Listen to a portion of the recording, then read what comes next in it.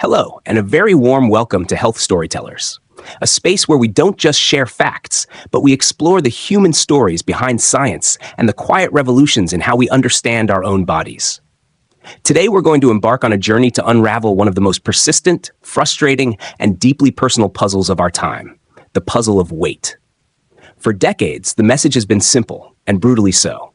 Calories in, calories out. Eat less, move more. It's a mantra of willpower, an equation of guilt. And yet, for millions, it's a formula that leads not to lasting freedom, but to a cycle of hope, restriction, deprivation, and eventual rebound. A cycle that feels like a personal failing. But what if the problem was never your willpower? What if the fundamental understanding of why we gain weight has been, in a critical way, mistaken? This is the story of a paradigm shift. It's the story of a Canadian nephrologist, Dr. Jason Fung, who, while treating patients with type 2 diabetes, a disease intimately linked to obesity, began to see a different pattern. He saw not a problem of gluttony and sloth, but a problem of hormonal regulation. He saw a body, not as a simple calorie-burning machine, but as a complex, intelligent system governed by intricate signals. He began to articulate a new model, one he called the Obesity Code. This isn't a story about a quick fix or a fad diet. It's a story about understanding a code, a biological code that, when deciphered, changes everything. It explains why we feel hungry when we shouldn't, why we store fat even while dieting, and why the solution might lie not in constant struggle, but in working with our body's ancient rhythms. So, find a comfortable space. Let go of any preconceptions and any self-judgment you might carry. For the next while, we're not talking about moral failure. We're talking about biology. And in that understanding, there is profound hope and a clear path forward. This is the story of the Obesity Code. We must begin with the prevailing theory, the one that has dominated medical advice, public health policy, and personal guilt for the better part of a century. It is a model of elegant simplicity, and therein lies both its appeal and its fundamental flaw. It is the model of calories in, calories out. This paradigm reduces the profound complexity of human metabolism to a simple arithmetic equation. The body is conceptualized as a passive receptacle, a vessel into which we pour energy, calories in, and from which we expend it, calories out. If the amount poured in exceeds the amount expended, the surplus is stored as fat. Conversely, if expenditure exceeds intake, the deficit is drawn from fat stores. The logical prescription for obesity derived from this model is equally straightforward. Eat less and move more. Create a consistent caloric deficit, and weight loss must, by the immutable laws of physics, ensue. The failure of this model is not a minor inconsistency. It is a monumental empirical collapse. If the caloric theory were robust, the decades-long implementation of low-calorie diet advice should have resulted in a steady decline in obesity rates. The opposite has occurred. We find ourselves in the midst of a global pandemic of obesity and type 2 diabetes, one that has progressed relentlessly despite an unprecedented cultural focus on calorie counting, low-fat foods, and gym memberships. The tool of caloric restriction has been wielded with mass participation, yet it has proven spectacularly ineffective at a population level. This alone should prompt a profound reevaluation of our foundational assumptions. On a personal level, the failure is deeply felt. The individual embarking on a calorie-restricted diet often experiences initial success. The scale registers a decline, reinforcing the belief in the model. However, this early victory is typically short-lived. The process soon becomes characterized by three predictable biological adaptations that collectively defend against further weight loss and predispose to regain. First, the body responds to a significant caloric deficit by reducing energy expenditure. This is not a matter of willpower, but of evolutionary programming. The human organism is designed for survival in environments of scarcity. When it perceives a famine, which is precisely what a sustained caloric deficit signals, it activates powerful conservation mechanisms. Basal metabolic rate, the energy required to maintain basic physiological functions at rest, decreases. Non-essential physiological processes are downregulated. Thermoregulation becomes less robust, leading to a persistent feeling of cold. Physical movements may become more efficient, conserving energy with unconscious frugality. This phenomenon, often termed metabolic adaptation or adaptive thermogenesis, systematically erodes the very caloric deficit the dieter is trying to maintain. The body, in essence, lowers its calories out to match the reduced calories in. Second, and perhaps more insidiously, the hormonal milieu shifts to actively promote energy acquisition and storage. The endocrine system does not passively observe a caloric deficit. It mounts a vigorous counteroffensive. Levels of ghrelin, the primary hormone stimulating hunger, increase. The dieter experiences more intense and frequent pangs of hunger, alongside heightened cravings, particularly for energy-dense foods. Simultaneously, levels of hormones that promote satiety, such as leptin and peptide YY, decrease. Furthermore, the brain becomes less sensitive to the leptin that is present, a condition known as leptin resistance. The consequence is a double burden. The eat signal is amplified, while the stop eating signal is weakened and ignored. This hormonal state makes sustained dietary adherence not merely psychologically difficult, but biologically agonizing. Third, the body alters its fuel partitioning priorities. Faced with a perceived energy crisis, it becomes increasingly defensive of its most dense long-term energy reserve, adipose tissue, or body fat. To protect these stores, it preferentially breaks down lean tissue, including muscle, for energy. This is a catastrophic outcome for the dieter. Muscle mass is metabolically active. It consumes calories even at rest. Its loss further depresses the metabolic rate, creating a vicious cycle of diminishing energy expenditure. The individual may become lighter on the scale, but a significant portion of that loss is not fat, but the very tissue that helps burn calories. The body composition shifts unfavorably. This triad of adaptations, a slowed metabolism, a ravenous appetite, and the loss of lean mass, explains the nearly universal experience of the weight loss plateau. Progress stalls completely, despite unwavering discipline. The dieter is now consuming far fewer calories, yet is no longer losing weight, while feeling perpetually hungry and fatigued. This physiological state is unsustainable. The biological pressure to eat becomes overwhelming. When the diet is inevitably abandoned, the metabolic context is primed for rapid fat storage. The metabolic rate remains suppressed, while the hormonal drive to replenish stores is high. The result is not a return to the initial weight, but a rebound that often exceeds it, a phenomenon known as fat overshooting. The individual regains the lost weight, predominantly as fat, and frequently ends up at a higher set point than before the diet began. Each successive cycle of restriction and relapse can deepen this metabolic adaptation, making future weight loss attempts even more difficult and less successful. This is the demoralizing yo-yo diet cycle, which the caloric model interprets as a series of personal failures, but which biology recognizes as a predictable series of survival responses. The central fallacy of the calories in, calories out model, therefore, is its reductionism. It treats the human body as a closed, inert system, like a bank account where deposits and withdrawals are the only relevant transactions. In reality, the body is an open, dynamic, and highly intelligent system. It does not just respond to energy intake, it anticipates and regulates it. The calories outside of the equation is not an independent variable. It is a dependent variable, profoundly influenced by the calories in. More critically, both sides of the equation are subservient to a master control system, our hormones. To insist upon the primacy of caloric balance is to confuse proximate mechanism with ultimate cause. It is akin to observing that a room is crowded because more people are entering than leaving. This is technically true, but it fails to answer the meaningful questions. Why are more people entering? What is attracting them? What is the event inside the room? The movement of people is the mechanism of crowding, but the cause is the event. Similarly, a positive caloric balance is the mechanism of weight gain, but it is not the cause. The cause must explain why the caloric balance has become positive. Why does an individual consume more calories than he or she expends? The caloric model implicitly attributes this to a failure of will, gluttony, and sloth.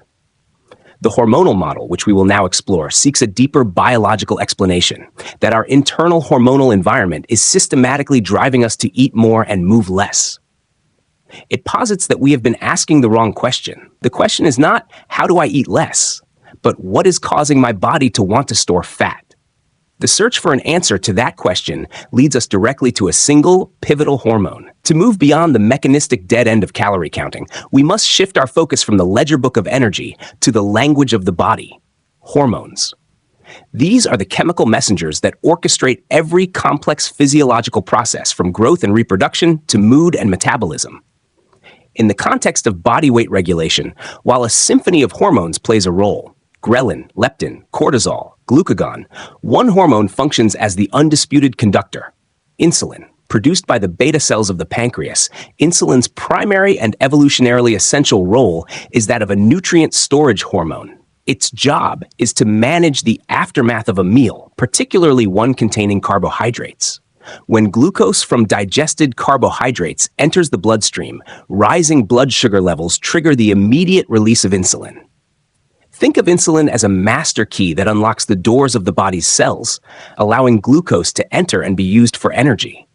Without insulin, glucose remains in the bloodstream, a dangerous condition that defines type 1 diabetes. However, insulin's mandate extends far beyond glucose disposal.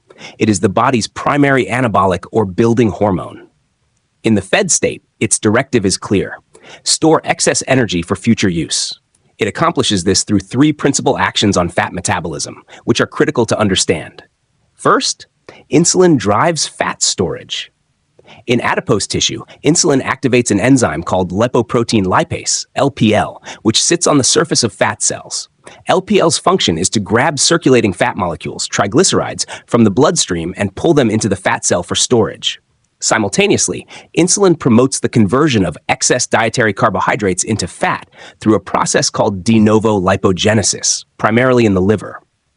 Second, and this is the pivotal point, insulin inhibits fat breakdown. Inside the fat cell, stored fat waits in the form of triglycerides.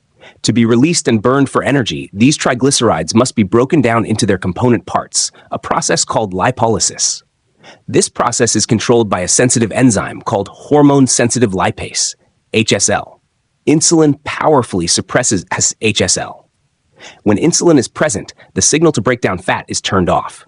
The fat cells are effectively locked. Energy may be entering the bloodstream from food, but the exit door for stored energy is bolted shut. Third, insulin influences fuel selection at the systemic level. A high insulin environment signals the body that glucose is plentiful. The body therefore prioritizes burning this readily available glucose for energy. It has no need and is hormonally prevented from accessing the harder to unlock stores of fat. Metabolism is shifted almost exclusively towards carbohydrate oxidation. This elegant system works flawlessly in a natural context of feasts followed by genuine fasts. After a meal, insulin rises, directing nutrients into storage and blocking fat release. Hours later, as the meal is digested, insulin levels fall. The suppression on HSL lifts, and fat can now be mobilized from adipose tissue to provide a steady stream of energy until the next meal. The body toggles smoothly between two metabolic states: the fed, storage state, high insulin, and the fasted, burning state, low insulin. The pathology of obesity begins when this rhythmic cycle is disrupted. The problem is not insulin itself, it is a vital hormone. The problem is chronic hyperinsulinemia, persistently elevated levels of insulin in the bloodstream.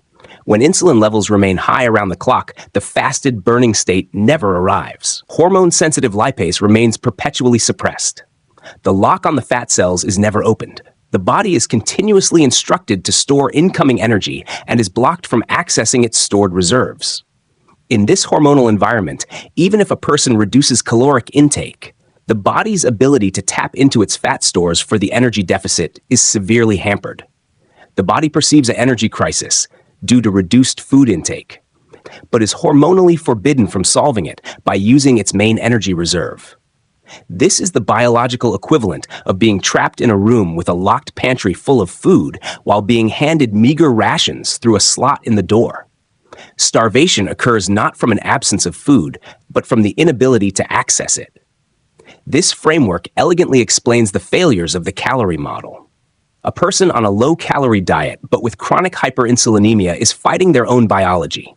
Their body is desperate for energy but cannot effectively break down fat to supply it.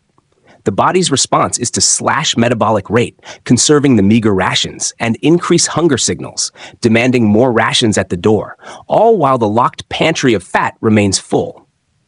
Weight loss becomes a struggle against a powerful hormonal directive to retain fat mass. Therefore, the critical question transforms. We cease to ask, how many calories should I eat? Instead, we must ask, what causes chronic hyperinsulinemia? If persistently high insulin is the lock on the fat cells, what are the factors that keep that lock engaged? The answer lies in the twin pillars of our modern lifestyle. First, the composition of our diet, and second, the relentless frequency of our eating. These are the environmental inputs that have corrupted the hormonal signaling pathway, leading directly to the dysregulation at the heart of the obesity epidemic. Understanding these pillars is the work of cracking the Obesity Code. Having established that chronic hyperinsulinemia is the hormonal lock preventing fat mobilization, we must now investigate the mechanisms that sustain this condition. The modern obesity epidemic is not a result of a sudden, global decline in willpower or a mass abandonment of physical activity. It is the consequence of specific, pervasive changes to our nutritional environment that have fundamentally altered our hormonal physiology. Dr. Fung's synthesis points to two synergistic pillars that perpetuate high insulin levels: the nature of the foods we eat and the constant frequency with which we eat them. Pillar 1, the dietary culprit: refined carbohydrates and added sugars. All foods provoke an insulin response, but they do not do so equally. The primary driver of acute, high-amplitude insulin secretion is dietary carbohydrate, specifically those forms that are rapidly digested and absorbed as glucose. The glycemic index provides a useful, though imperfect, measure of this effect. However, the true culprit in the modern diet is not carbohydrates in their whole fiber-rich forms, but their highly refined and processed derivatives. Throughout most of human history, carbohydrates were consumed as whole grains, tubers, and fruits, foods encased in fiber, with complex structures that required time and effort to break down. This inherent design resulted in a slow, gentle rise in blood glucose and a correspondingly modest insulin response. The advent of industrial food processing changed this equation profoundly. Milling technology allowed for the refinement of grains, stripping away the fibrous bran and nutrient-rich germ to leave behind pulverized, easily digestible endosperm, white flour. Similarly, the mass extraction and concentration of sugars from cane, beets, and corn created pure, potent sweeteners like table sugar and high fructose corn syrup. These refined carbohydrates represent a profound metabolic challenge. Without the buffering effect of fiber, fat, and protein, they are rapidly hydrolyzed into glucose and absorbed in a sudden surge. The pancreas responds to this glucotoxic threat with a massive emergency release of insulin. This is the first strike, a sharp, exaggerated insulin spike. The constant consumption of these foods leads to the second, more insidious problem: insulin resistance. Cells, particularly muscle and liver cells, are repeatedly bombarded with high levels of insulin. In a protective adaptation, they begin to downregulate their insulin receptors and dampen the intracellular signaling pathways. Essentially, they become numb to insulin's knock. The pancreas detects that glucose is not being cleared effectively because the cells are resistant, and it compensates by secreting even more insulin to force the glucose into the resistant cells. This creates a vicious cycle. High insulin consumption begets insulin resistance, which in turn begets even higher insulin production, hyperinsulinemia, to overcome that resistance. The role of fructose, comprising 50% of table sugar, sucrose, and a primary component of high fructose corn syrup, is particularly noteworthy. Unlike glucose, which is metabolized throughout the body and stimulates insulin release, fructose is processed almost exclusively in the liver. In large quantities, it acts as a hepatotoxin, promoting hepatic fat accumulation, non-alcoholic fatty liver disease, which is a direct cause of hepatic insulin resistance. Furthermore, fructose does not stimulate leptin or suppress ghrelin effectively, meaning it contributes to hyperinsulinemia and insulin resistance while bypassing the normal satiety signals, leading to increased overall caloric intake. Therefore, the modern diet, characterized by breads, pastries, breakfast cereals, sugary drinks, snacks, and hidden sugars in processed foods, creates a dual assault. It provides the direct stimulus for acute hyperinsulinemia and, over time, engineers the physiological condition of insulin resistance that necessitates chronic hyperinsulinemia. Pillar 2, the eating pattern culprit, the loss of the fasting window. If the composition of our diet determines the height of the insulin spike, the pattern of our eating determines its duration. Human metabolism evolved in an environment of intermittent food availability. Our ancestors did not have access to 3 scheduled meals, plus 2 to 3 snacks, 365 days a year. Periods of feasting were naturally followed by periods of fasting, hours, or sometimes days where no calories were consumed. This rhythmic pattern was essential because it allowed insulin levels to fall and stay low for a significant period each day. The low insulin period is not a metabolic void, it is a state of critical activity. When insulin drops sufficiently, the hormonal blockade on fat breakdown is lifted. Hormone-sensitive lipase is activated, and stored triglycerides are liberated from fat cells to be used as fuel. The body smoothly transitions from burning food-derived glucose to burning stored body fat.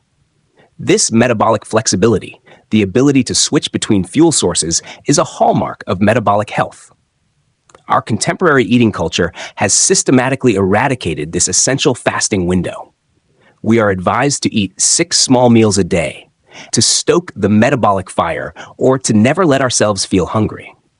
We begin the day with breakfast, a term meaning to break the fast shortly after waking. We then consume a mid-morning snack, lunch, an afternoon snack, dinner, and often an evening snack or dessert.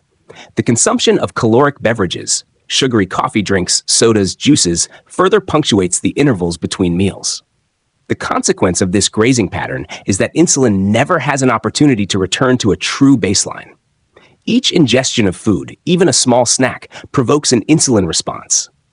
The body exists in a perpetual twilight state of being lightly fed.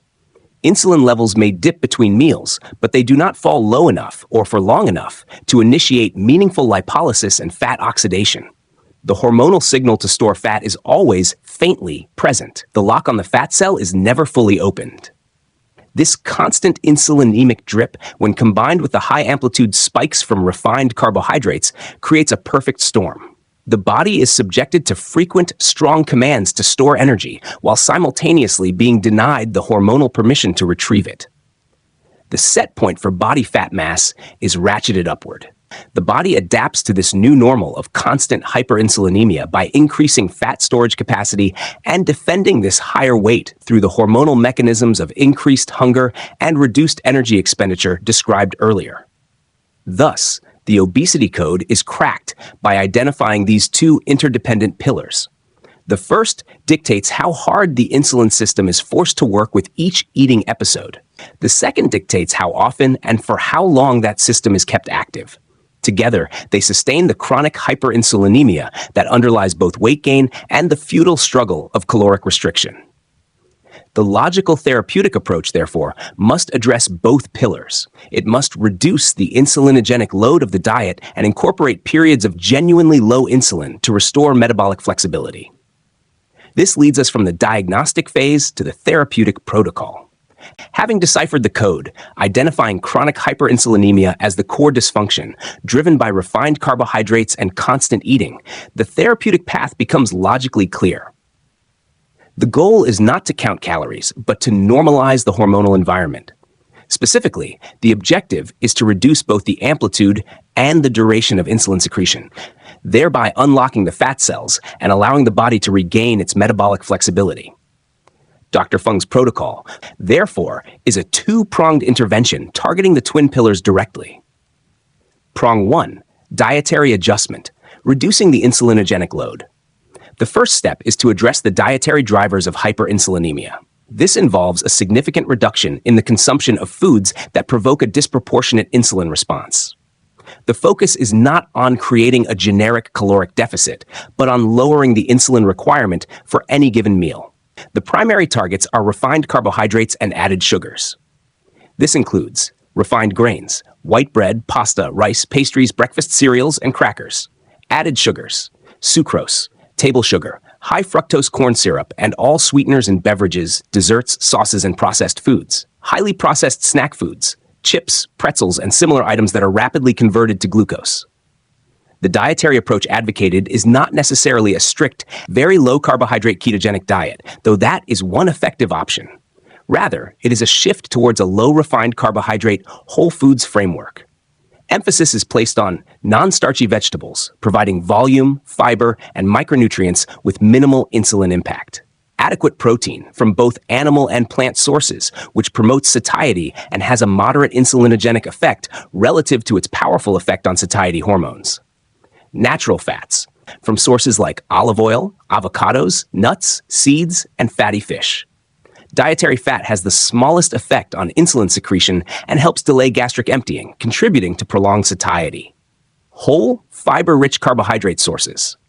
If carbohydrates are consumed, they are chosen in their least processed forms, berries, legumes, and intact whole grains, where the fiber matrix blunts the glycemic and insulinemic response. This dietary adjustment accomplishes a critical goal. It flattens the sharp insulin spikes that follow meals.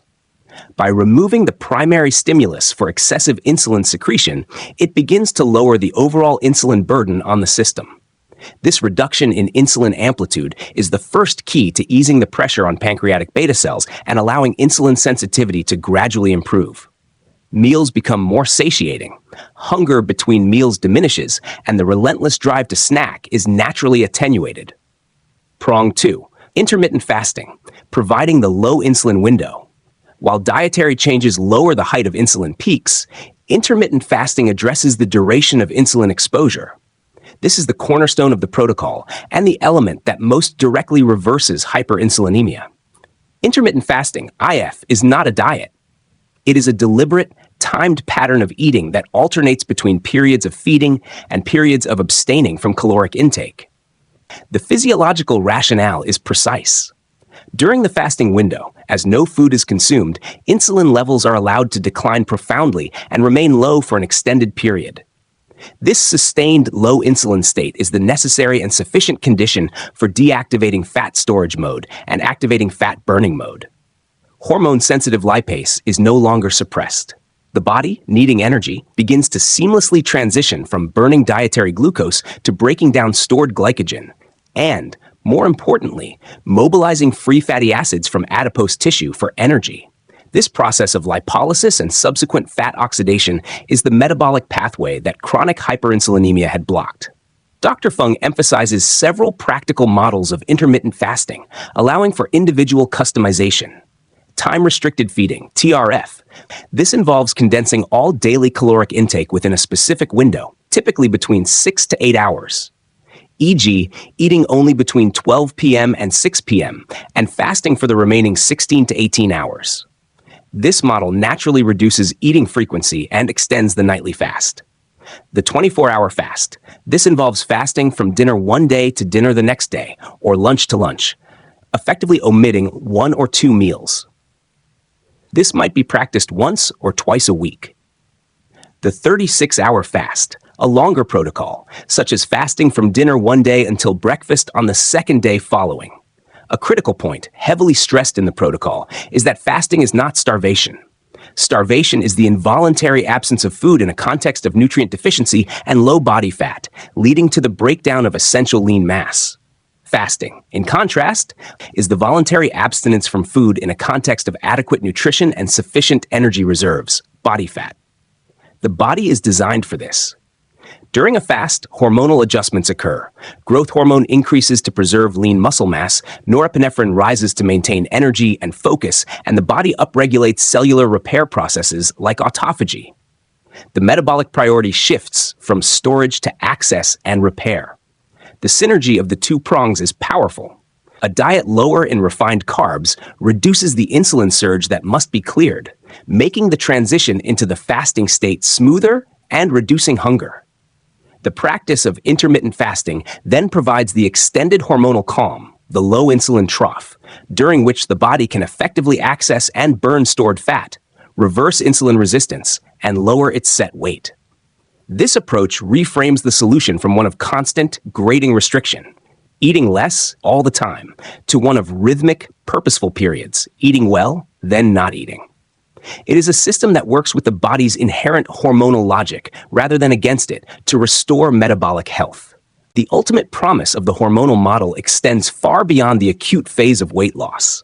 Its true power lies in its capacity to facilitate a durable metabolic recalibration, moving an individual from a state of pathological dysregulation to one of sustainable equilibrium. This final transition represents the shift from managing a symptom, excess body weight, to addressing the root cause, thereby unlocking a broader spectrum of health benefits and a fundamentally different relationship with one's own physiology. Resetting the set weight central to this long-term success is the concept of the body weight set point. As previously discussed, this is not a passive number, but a physiologically defended range, maintained by complex hormonal feedback loops. Chronic hyperinsulinemia elevates this set point, instructing the brain's hypothalamus that a higher level of body fat is necessary and normal. The body then deploys hunger, cravings, and metabolic slowdown to vigorously defend this elevated weight. The combined protocol of dietary modification and intermittent fasting directly attacks this faulty set point. By systematically lowering both the peaks and the baseline of insulin, a new, lower hormonal baseline is established.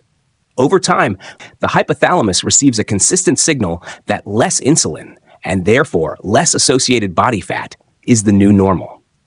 As insulin sensitivity improves, the hormonal pressure to regain weight dissipates. Hunger becomes a gentle physical cue rather than a ravenous command. Energy expenditure normalizes. The body ceases to fight to return to its previous higher weight because the hormonal instructions defining that weight have been rewritten. This explains why maintenance ceases to be an exhausting battle of willpower. When weight loss is achieved through chronic caloric restriction, the underlying hormonal drivers of a high set point, hyperinsulinemia and insulin resistance, remain intact. The body is perpetually attempting to return to its pre-diet state, leading to the well-documented yo-yo effect. In contrast, when weight loss is achieved by lowering insulin and resetting the set point, the body's homeostatic mechanisms are aligned with the new, lower weight. Maintenance becomes the default, hormonally supported state, not a constant act of resistance. Beyond weight loss, systemic metabolic repair. The benefits of this recalibration permeate every organ system, offering therapeutic potential for a cluster of related conditions often termed metabolic syndrome. The most profound impact is on type 2 diabetes. Within the hormonal model, type 2 diabetes is understood not as a disease of high blood sugar per se, but as a disease of hyperinsulinemia and profound insulin resistance. The conventional approach of treating escalating blood sugar with increasing insulin doses or insulin secretagogues addresses the symptom, hyperglycemia, while potentially worsening the underlying cause, hyperinsulinemia. The therapeutic protocol outlined here attacks the cause directly. By reducing dietary insulin demand and incorporating fasting periods, pancreatic beta cells are given essential rest. Insulin levels fall. As insulin drops, insulin resistance begins to ameliorate. Cells regain their sensitivity. Blood glucose levels improve not because they are forced into cells by pharmacological doses of insulin, but because the cellular resistance to insulin's action is reduced. This can lead to significant reductions in medication requirements and, in many cases, a state of clinical remission where the disease process is halted or reversed. Concurrently, the reduction in hyperinsulinemia and the mobilization of fat from ectopic sites, particularly the liver, lead to a marked decrease in systemic inflammation. Insulin is a pro-inflammatory hormone, and visceral fat is an active endocrine organ secreting inflammatory cytokines. Lowering insulin and reducing visceral fat mass dampens this chronic inflammatory fire, which is a root driver of cardiovascular disease, certain arthritic conditions, and other inflammatory pathologies. Furthermore, the fasting state itself triggers essential cellular repair processes, most notably autophagy, from the Greek for self-eating. This is a regulated, conserved process where cells degrade and recycle damaged organelles and misfolded proteins. Autophagy is crucial for cellular rejuvenation, longevity, and protection against neurodegenerative diseases and cancers. The constant fed state of modern life suppresses autophagy. The reintroduction of a fasting state restores this vital cleansing cycle. A paradigm of empowerment and sustainability. This framework fosters a profound psychological shift. The individual transitions from being a passive dieter, subject to the tyranny of calories and scales, to becoming an active participant in managing their metabolic health. The focus moves from external rules, counting, to internal cues, hunger, satiety, energy. Food is no longer merely good or bad based on calorie content, but is understood in terms of its hormonal impact.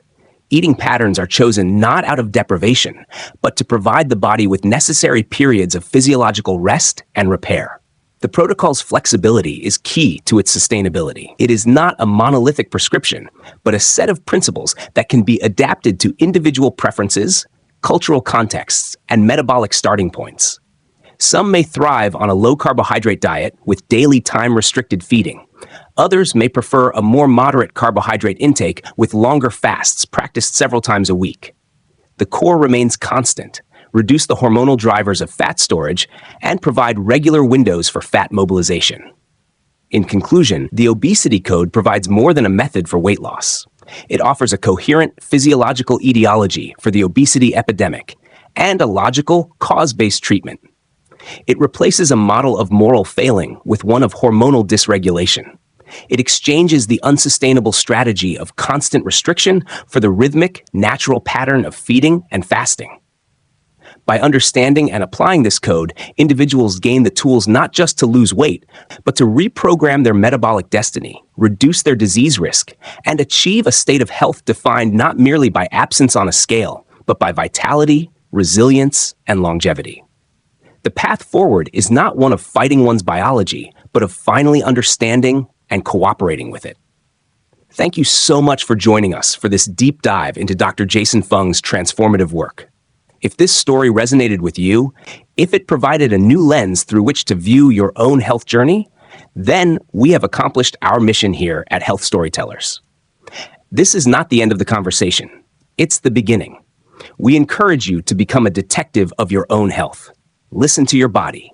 Consider the signals. If you want to learn more, Dr. Fung's book, The Obesity Code, is an incredible resource, and his talks are freely available online.